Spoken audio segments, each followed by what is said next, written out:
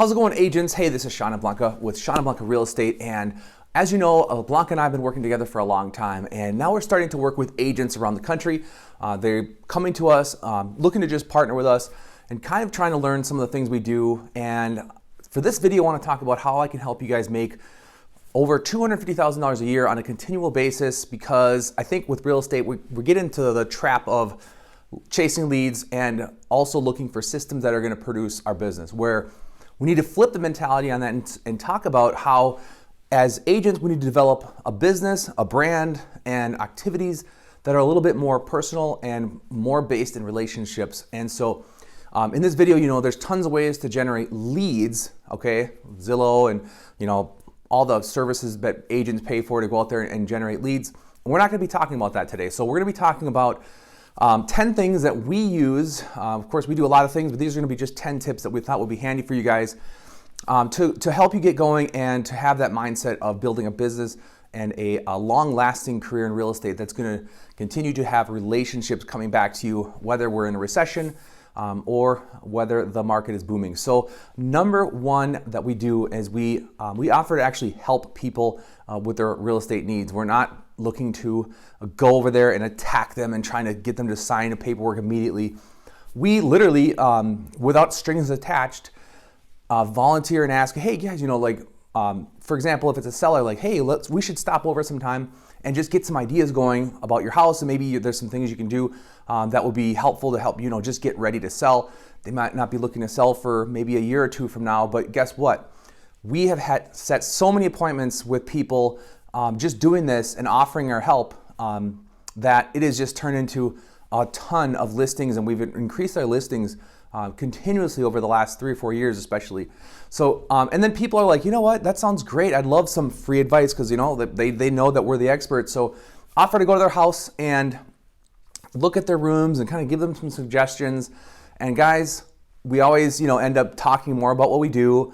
We do a little miniature presentation maybe, or not. And we plant that seed, make sure to connect with them on social media and establish a relationship based on trust and based on helping them, rather than just attacking, full salesman mode, okay? So it might sound a little bit different, but that's one of the main things we do to establish our pipeline, right? So that's leading into a pipeline. It's not just going around helping people aimlessly. There is a purpose behind it, but that would be our number one thing we have done that I don't think a lot of maybe other agents do. All right, so number 2 is connecting with people outside of real estate and making it really intentional. And what I'm referring to is really doing what you love in life and just connecting with people with your hobbies, your interests, and really, if you're, let's say if you're into motorcycles or something, get people together that have like-minded, causes and interests, and go do things and organize things that have nothing to do with real estate. There's no agenda, and you really have to just be genuine about it and have fun and connect with people. And conversations come up, referrals come in, and guys, if you just do it authentically, you're gonna see that having your hobbies and interests kind of woven into your business and your life will produce a ton of business, especially in the long run after you do this thing for years and years. So it's a great way to live life and do real estate, is doing what you love. So that would be something I would encourage you to sit down, plan out what you really love to do, and integrate that into your life and business plan. All right, strategy number 3 is something, it took us a while to develop this, but we came up with classes and workshops that we teach, both for sellers and buyers. And if you want to, learn more about this, you kind of have to work with us. But we have a really fun class called Preparing Your House to Sell, Tips from the Pros, and we make it a seller's workshop where they can learn all of today's strategies and how to make their house cute, to either sell it or just to hang on to it for a while, and so that they can have timeless updates to their home, and so they don't have to do the wrong thing. And we suggest all kinds of fun stuff. It's about we just did a class actually last night. There was about 12 people there.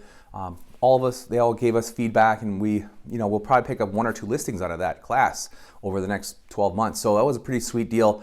And then we've done buyer classes before as well, where it's first-time home buyer classes, and that's through kind of like community. So both of these actual classes, we've gotten into the community classes, and we do about, I would say, now it's about 10 to 15 seller classes per year, and we're not doing as many buyer classes, but it's a great way to generate business. And of course, put them in your pipeline, put them in your database, have a follow-up for that, and it's a great way to generate business. Okay, number 4 is hosting your own events or plugging into existing events that someone else already has established, but you have organized your own team to participate in those events. This is a super fun way to get your past clients, your friends, your people that encourage you to hook up and do something you guys like to do. Like for example, one that I really am meaning to do is there's a bike ride here called the Tour de Tonka. It's a huge, you can do like 20 miles or 50 miles or 100 miles around the lakes up in Minneapolis here. And I really want to get a group together and do that. We do a fall festival for our past clients every year during the fall months. We do pumpkin carving, face painting. We've done, actually last year we had the kids shooting like a small little bow and arrow. We had targets set up and it was at a huge park, so it was really safe. And that was a lot of fun.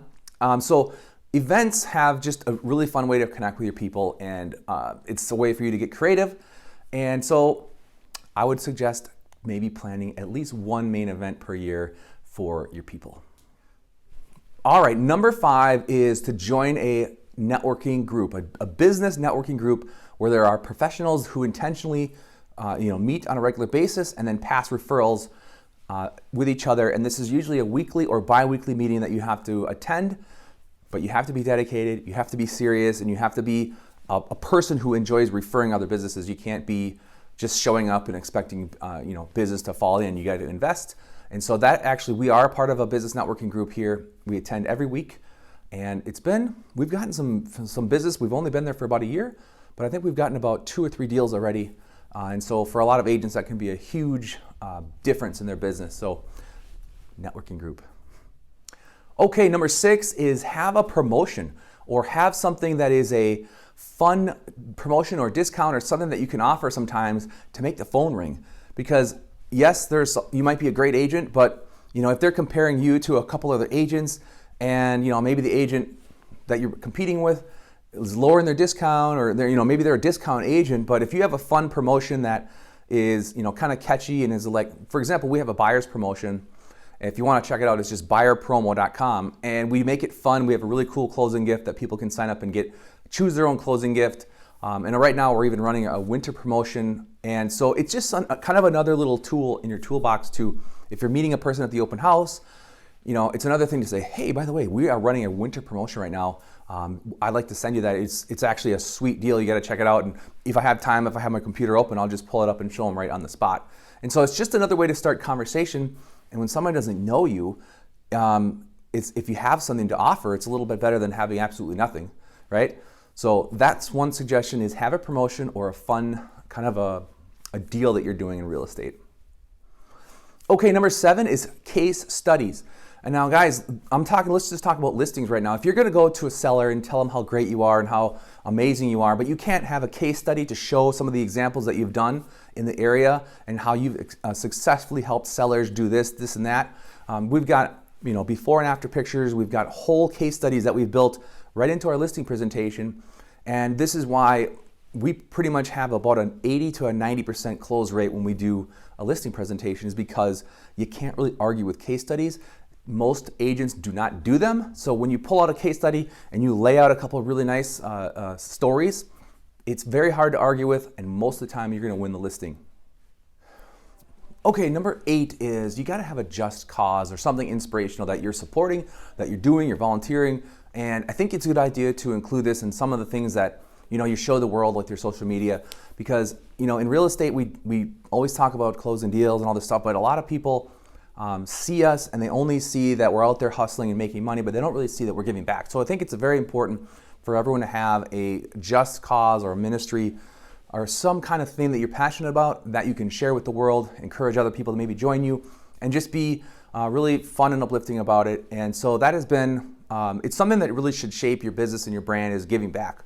So I think that is something that you guys want to consider. If you're not doing it, dig deep, kind of write down what you're passionate about and get it into your business plan in your life. All right, number 9 is how are you going to track all the prospects that you're getting? A lot of people, they have a lot of, let's say they're spinning a lot of plates. They've got a lot of things in the air flying up and doing so much, but they're not tracking their prospects. They're not actually building a pipeline. So, yes, you can put them in your database, but you're not looking at that every day. A lot of people don't sit there and look at their database. So you need some type of tracking system. And I'm going to tell you one that I really like. It's called Trello, and I'll just put it on the screen here. Trello is a free app, and it's an app on your phone that's really slick. It's like, I'll do a screenshot and show what it looks like. But this is a great way to just add people on the fly so you don't forget about them. You can put follow-up reminders, or if you don't, let's say you're just leaving an appointment, you don't have time to like sit down and enter all their information into the database, put them into Trello, and you're gonna see that you're gonna build your pipeline so that you can follow up, the next day or what day of the week you follow up, and get those people into a meeting, sign them up with a contract, whatever you want to do to follow up. It's a great way to do that is Trello.com. All right, and number 10, and this is going to kind of round out all these things that you do, is how you develop your social media and your video marketing using all these things we just talked about, and really making a strategy to share them on Facebook and Instagram and YouTube on what you're doing for your business, and make it part of what you do. Because if you're doing all these great things but you're not really sharing it and letting the world know, they're not going to know you, they're not going to call you, they're not going to refer you. So having a miniature media company. So if you look at ourselves as agents, we are more like a media company now, as we are doing live videos, as we're doing all these things and sharing it to the world. So you need to start having your marketing strategy laid out, planned out on a calendar, and you need to do it and put some time into it. This is something that we actually struggle with because we're very busy. We have 3 kids. So, we hire a marketing assistant and a graphics girl that helps us with a lot of stuff. She's great. And it's still really hard to stay on top, but it's a constant push. So when's the blog going out? When are you going to do this video? And guys, I think that, if any of you guys follow us on social media, you'll probably see that we're out there and we kind of share our business with the world. And again, always try to be positive. Always try to be, showing people what you're doing and not bragging about yourself. Because agents, how we can just be like, yeah, close another one. Well, how about, talk about how you helped this one lady, single mom lady, she did this, she got her dream house, and it's in the school district that she's always wanted to be in, and make it more inspirational. And so that is our number 10. So hope this was informative and made you start thinking outside the box of chasing leads. Okay, this is more about developing a brand and developing a long-term business in real estate. So if you ever have any questions, and we're partnering with agents more and more around the country, so always feel free to check us out, SeanandBlanca.com.